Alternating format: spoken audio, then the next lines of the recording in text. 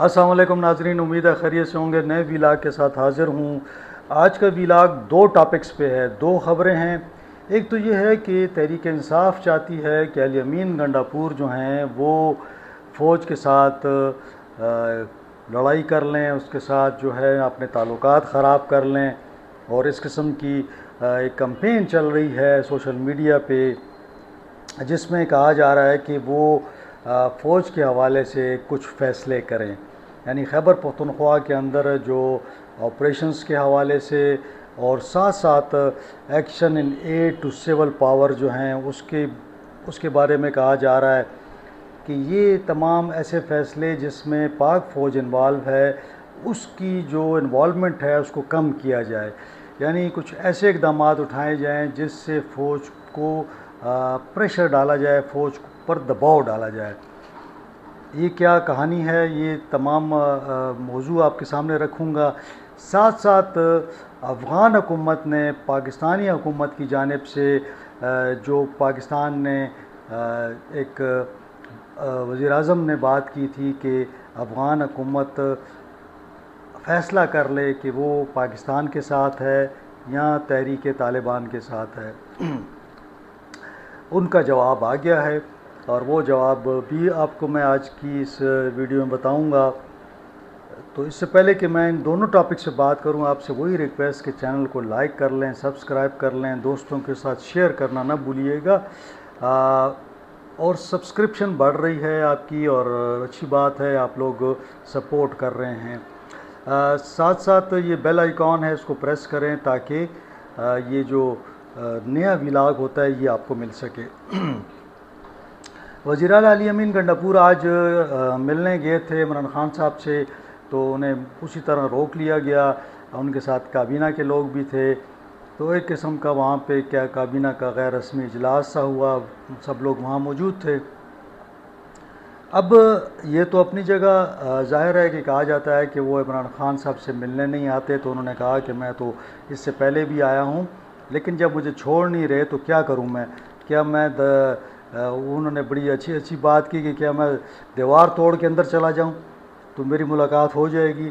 ظاہر ہے کہ اگر وزیر اعلیٰ وہاں پہ کچھ اس طرح تو نہیں کر سکتے کہ وہاں پہ احتجاج کریں اور وہاں پہ جو ہے زبردستی جیل کے اندر جانے کی کوشش کریں، تو یہ تو خیر نہیں ہو سکتا۔ ظاہر ہے کہ ایک پروٹوکول ہے ہر چیز کا، اور ایک سسٹم ہے، اگر اجازت ملے تو ظاہر آپ جائیں گے، اجازت نہ ملے تو آپ نہیں جا سکتے۔ میں یہ دیکھ رہا تھا کہ تحریک انصاف کے اندر الیمین گنڈاپور کے خلاف مسلسل سازشیں ہو رہی ہیں۔ اگر آپ دیکھیں تو سارا کا سارا سوشل میڈیا جو ہے اس وقت الیمین گنڈاپور کے خلاف ہے، اور اب ایک نئی کمپین چلی ہے، یعنی وہ نئی کمپین کا فوکس کیا ہے؟ وہ نئی کمپین کا فوکس یہ ہے کہ الیمین کو اتنا پریشرائز کیا جائے کہ ان سے ایسے اقدامات کروائے جائیں جس سے ان کا جو اسٹیبلشمنٹ کے ساتھ ایک تعلق ہے وہ خراب ہو جائے۔ اب مطالبات کیا ہیں؟ بڑے دلچسپ ہیں۔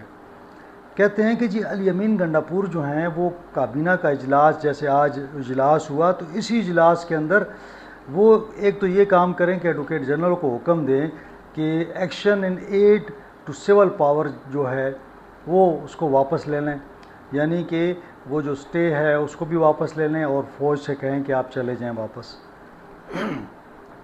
حالانکہ آپ دیکھیں کہ حالات کیا ہیں کہ خیبر پختونخوا میں اس وقت ایک جنگ چل رہی ہے، اور جنگ اس طرح چل رہی ہے کہ روزانہ جوان شہید ہو رہے ہیں، پولیس اہلکار شہید ہو رہے ہیں، باقاعدہ ایک جس جنگی حالت ہوتی ہے اس طرح کی حالت ہے۔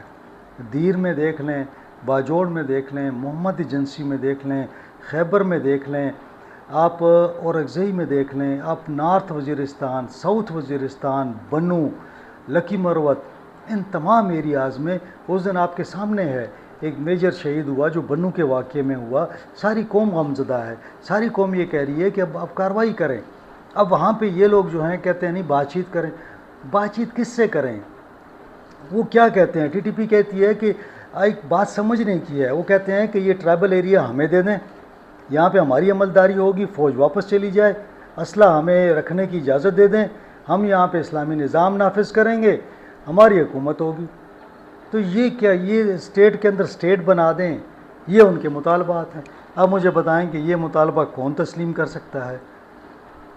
پھر اب ایک اور جو مطالبہ آ رہا ہے کہ جی تیمور سلیم جگڑا نے اور ساتھ میں بنگش کامران بنگش نے درخواستیں دی تھیں اینٹی کرپشن کو کہ 9 مئی کے جو انتخابات تھے، بلکہ 8 فروری کے جو انتخابات تھے، یہ جو لاسٹ الیکشن تھے، اس کے اندر دھاندلی ہوئی ہے، تو آپ پریزائڈنگ افسروں کو بلائیں۔ تو انہوں نے 5 پریزائڈنگ افسروں کو بلایا، 2 آئے خواتین آئیں، انہوں نے بیان دیا کہ جو فارم 45 الیکشن کمیشن کے پاس ہے وہ ہم نے نہیں دیا۔ تو ایک قسم کا یہ ہوا کہ جعلی ہوا۔ لیکن معاملہ یہ ہے کہ جو الیکشن کا معاملہ ہوتا ہے یہ اینٹی کرپشن نہیں دیکھ سکتا۔ اب یہ کوئی قانون کی بات ہے، ٹھیک ہے، غلط ہے، یہ درست ہے، میں یہ نہیں کہتا۔ میں تو پہلے سے کہتا ہوں کہ دھاندلی ہوئی ہے، میں تو پہلے ہی کہتا ہوں کہ تیمور سلیم جگڑا کو ہرایا گیا کہ وہ وزیر اعلیٰ نہ بن سکیں، اور ساتھ ساتھ میں یہ بھی کہتا ہوں کامران بنگش سمیت بعض لوگوں کو ہرایا گیا کیونکہ یہ لوگ اینٹی اسٹیبلشمنٹ بہت زیادہ یہ لوگ کام کر رہے تھے، اس وجہ سے ان کو پورے سسٹم میں سے آؤٹ کر دیا گیا۔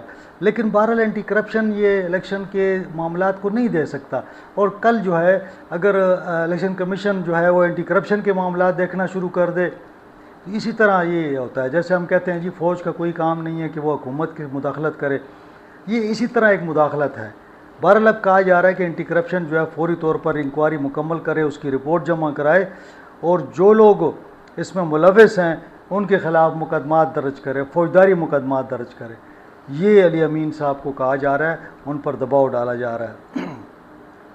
پھر اگلا جو سن لیں، اگلا بھی کہا جا رہا ہے کابینہ جو ہے فیصلہ کر لے کہ آئندہ کوئی بھی تعیناتی تقرری جو ہے ایم آئی یا ایس آئی کی مرضی سے یا ان کی این او سی سے مشروط نہیں ہوگی، اور تمام جو بھرتیاں ہوں گی جو بھی اس قسم کی وہ ہوں گی، وہ تمام کی تمام جو ہیں وہ بغیر کسی ان کی جو مشاورت ہے اس کے بغیر ہوں گی، اور جو بھی ان کو جواب دے دی، یہ کسی حد تک مجھے ٹھیک ہے، یہ بات ٹھیک ہے۔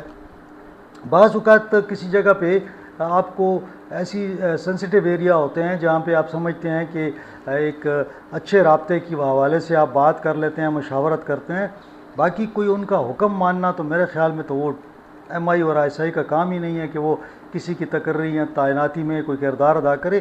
یہ ایک جمہوری وہ ہے، اور میں اس کے اور نہ ہی کوئی صوبائی وزراء ایم پی اے جو ہیں ان کو جواب دہ ہیں، اس جمہوریت میں ایسا نہیں ہوتا۔ تو یہ اس کو میں تسلیم کرتا ہوں کہ یہ ہونا چاہیے، اور کافی حد تک تقرریاں جو تبادلے ہو رہے ہیں وہ قانون کے مطابق وزیر اعلیٰ صاحب کا اختیار ہے، وہ کرتے ہیں، یا چیف سیکرٹری صاحب کرتے ہیں، تو وہ میرا خیال اس میں وہ کوئی ایسی بات نہیں ہے۔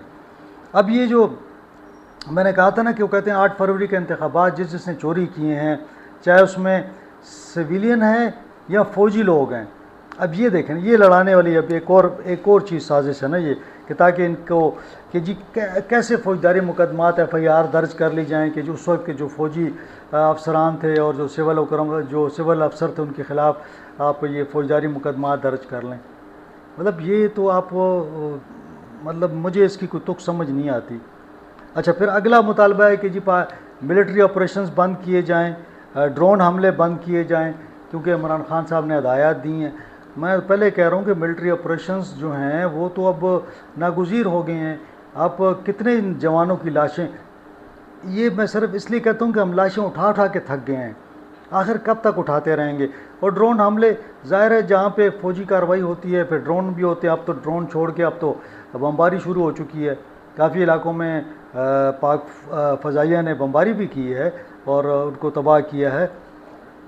اب اس موقع پہ صرف میں یہ کہتا ہوں کہ تحریک انصاف چاہتی ہے کہ عمران خان صاحب کیوں ٹی ٹی پی کے خلاف کارروائی نہیں کرنا چاہتے۔ وہ کہتے ہیں کہ جیسے اے این پی نے کی تھی 2008 میں، جیسے سوات کا آپریشن ہوا تھا، اس کے بعد گن کے چن کے انہوں نے اے این پی کے جو رہنماؤں تھے ان کو شہید کیا، 1000 سے زیادہ لوگوں کو شہید کر دیا۔ اس کے بعد پارٹی ختم ہو گئی، کیونکہ نہ وہ جلسہ کر سکتے تھے، نہ جلوس کر سکتے تھے، نہ انتخاب لڑ سکتے تھے، نہ انتخابی مہم چلا سکتے تھے، نہ اپنے گھروں میں رہ سکتے تھے، نہ اپنے حجروں میں، کیونکہ باقاعدہ ٹی ٹی پی ان کو ٹارگٹ کر رہی تھی۔ تو عمران خان صاحب کا یہ موقف ہے کہ کیوں میں ان کے ساتھ دشمنی لوں، میری پارٹی ختم ہو جائے گی کیونکہ وہ ٹارگٹ کرنا شروع ہو جائیں گے۔ اسی بنا پر عمران خان صاحب کہتے ہیں کہ بات چیت کر لیں، بات چیت کے ذریعے مسئلہ حل کریں۔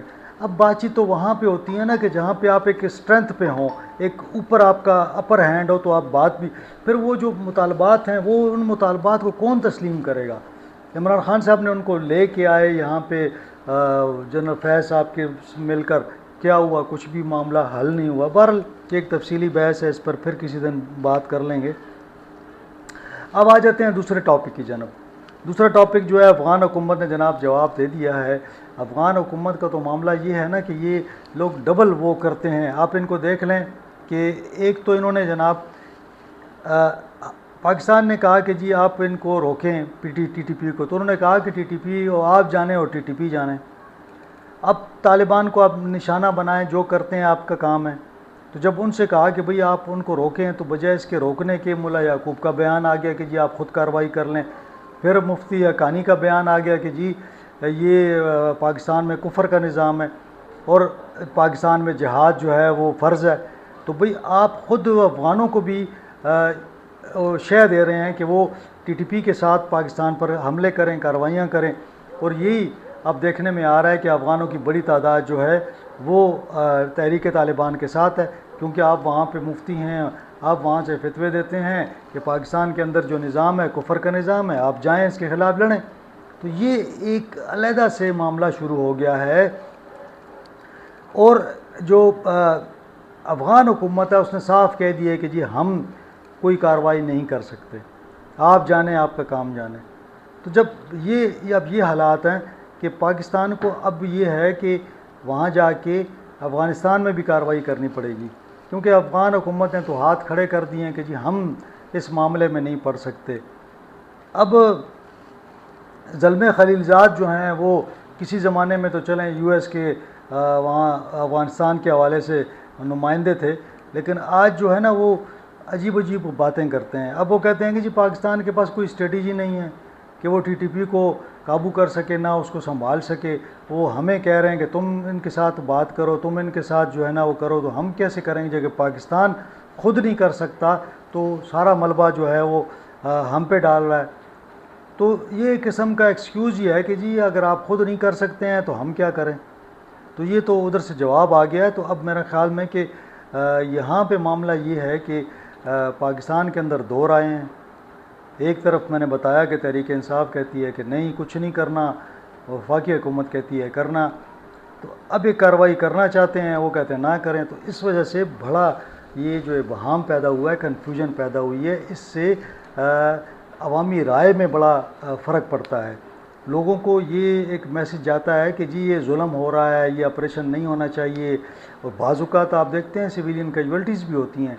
تو یہ بڑا سیریس ایشو ہو گیا کہ دونوں حکومتیں ایک پیج پہ نہیں ہیں، اس کی وجہ سے عوام بھی جو ہے اس کے اندر بھی اختلاف آ گیا ہے، اور پھر لوگ جو ہیں وہ آپ کا فورسز کا اس طرح ساتھ بھی نہیں دیتے کہ جب سیاسی جو رہنما ہیں وہی یہ بات کر دیں کہ جی ہم اس کو تسلیم ہی نہیں کرتے، کہ یہ آپریشن ہی نہیں ہونا چاہیے، یہ کارروائی نہیں ہونی چاہیے۔ بہرحال علی امین صاحب نے اب اعلان کر دیا ہے کہ 27 ستمبر کو پشاور میں جلسہ ہوگا۔ اس حوالے سے بھی انہیں بڑی تنقید کا نشانہ بنایا جا رہا تھا کہ جی عمران خان صاحب نے کہا جلسہ کرو، آپ جلسہ نہیں کرتے، اور اس جلسے کے اندر جو مطالبات ہیں نا وہ بھی وہی ہیں، یعنی ملٹری آپریشن بند کرو، مہاجرین کی جو یہاں سے جانے کا جو اعلان ہے اس کو روکا جائے۔ تو بار بار کوشش یہ کی جا رہی ہے کہ علی امین کسی طریقے سے اسٹیبلشمنٹ کے ساتھ ایک محاذ کھڑا کر لیں اور ان کو کسی طریقے سے ان کی حکومت ختم ہو۔ ساری پلاننگ جو ہے پی ٹی آئی کے اندر یہی ہے۔ پی ٹی آئی کے وہ لوگ جو حکومت سے باہر ہیں ان کا کام یہی ہے کہ کس طریقے سے ان کو آپس میں لڑا دیا جائے تاکہ جو کچھ تھوڑا بہت معاملات چل رہے ہیں صوبے میں وہ بھی نہ چلیں۔ تو بہرحال اس کا نقصان تو پی ٹی آئی کو ہی ہوگا، یہ کوئی نئی بات نہیں ہے، لیکن دیکھنا یہ ہے کہ اب کیا فیصلہ ہوتا ہے، اور 27 تاریخ کو بھی دیکھتے ہیں جلسے میں کیا اعلانات کرتے ہیں علی امین، اور جو امن و امان کے حوالے سے ہے یہ کارروائیاں، ان کا کیا رزلٹ نکلتا ہے۔ بہرحال مجھے آج اجازت دیں، انشاءاللہ اگلے ولاگ میں آپ سے ملاقات ہوگی۔ اپنا خیال رکھیں، اپنے اہل خانہ کا خیال رکھیں، مجھے اجازت دیں، اللہ حافظ۔